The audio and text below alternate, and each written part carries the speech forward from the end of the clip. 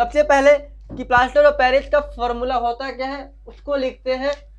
तो plaster of Paris का जो फॉर्मूला होता है आप ध्यान दीजिए क्या होता है, CaSO4 का होल ट्वाइस इंटू H2O।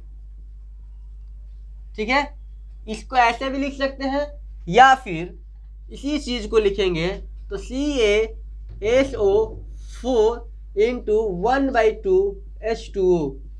जब इसका होल ट्वाइस लिखेंगे तो H2O लिखेंगे, जब होल ट्वाइस नहीं लिखेंगे तो 1/2 H2O लिखेंगे। ठीक है, अब ये बनता कैसे है, कैसे इसको बनाएंगे हम, तो चलिए आप घर पे जाइएगा और जिप्सम लाइएगा और जिप्सम लाने के बाद एक कंटेनर में उसे 373 केल्विन ताप पर क्या कीजिएगा, गर्म कीजिएगा। कैसे सीखते देखिए,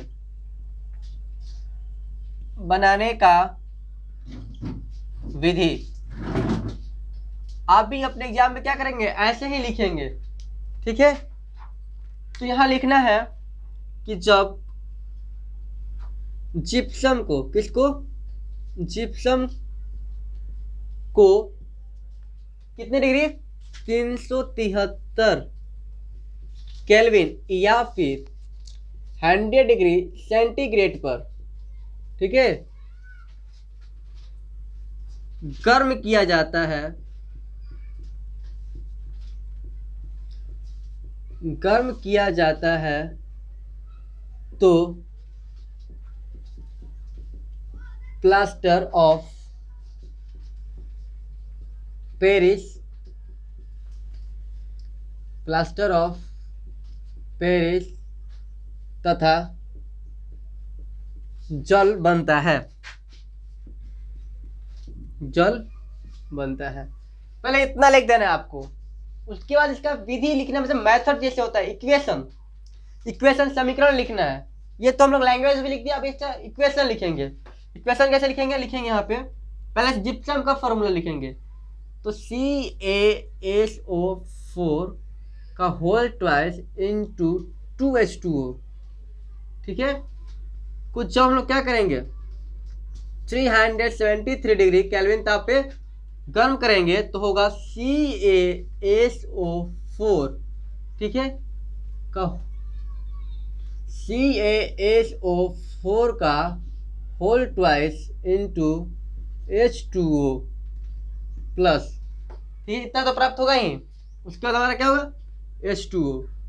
अब इसको हमको इक्वेशन को बराबर करना है तो ऐसे लगा देंगे, हमारा इक्वेशन क्या हो जाएगा, बराबर हो जाएगा, जैसे बोलते हैं संतुलित करना है, बैलेंस हो गया। ठीक है, अब आपको लिखना है इसी चीज को अगर दो तरीके से लिख सकते हैं, लिखेंगे CaSO4 का होल ट्वाइस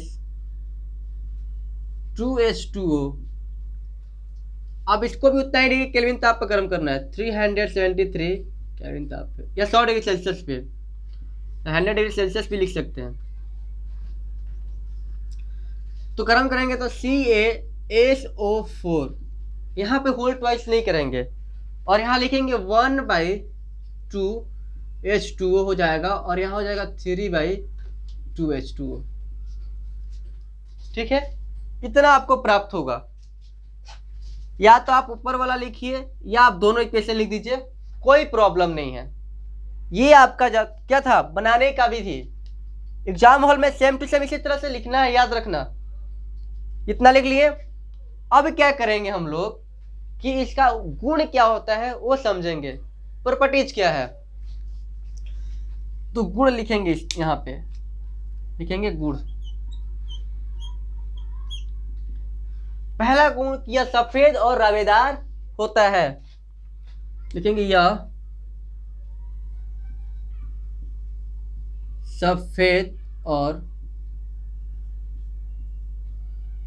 रवेदार होता है। यह सफेद होता है और रवेदार होता है, पहला। अब दूसरा क्या करता है कि जल के साथ मिल करके कठोर बन जाता है, कहता है कठोर होता है। तो लिखेंगे यह जल के साथ मिलकर कठोर बन जाता है, कठोर हो जाता है।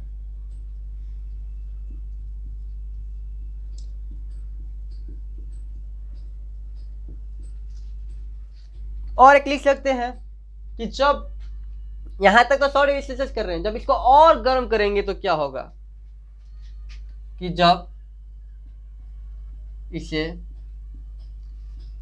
120 डिग्री सेल्सियस पर गर्म किया जाता है तो क्या होता है, ये क्या होगा, अनात्र कैल्शियम सल्फेट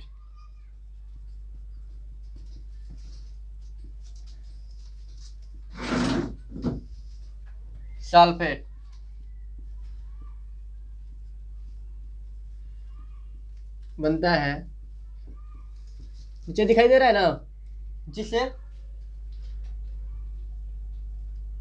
मृत तापक प्लास्टर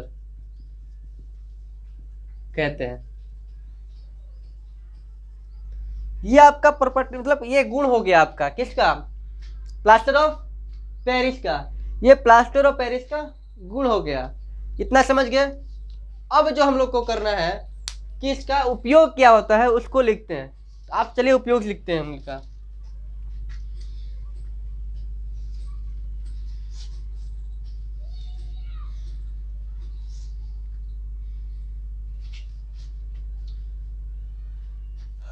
उपयोग,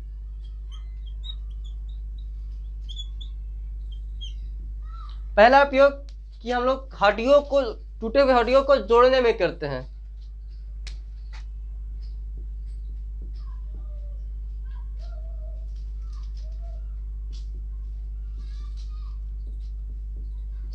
हड्डियों को जोड़ने के लिए, टूटी हुई हड्डियों को जोड़ने के लिए प्लास्टर के रूप में करते हैं। किसके रूप में, प्लास्टर के रूप में।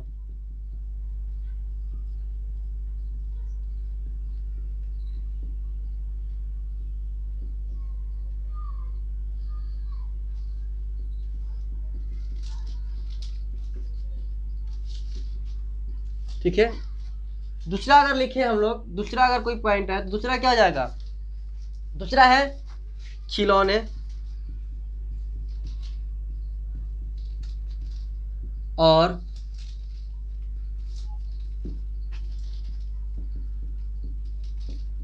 सजावटी सामान बनाने में।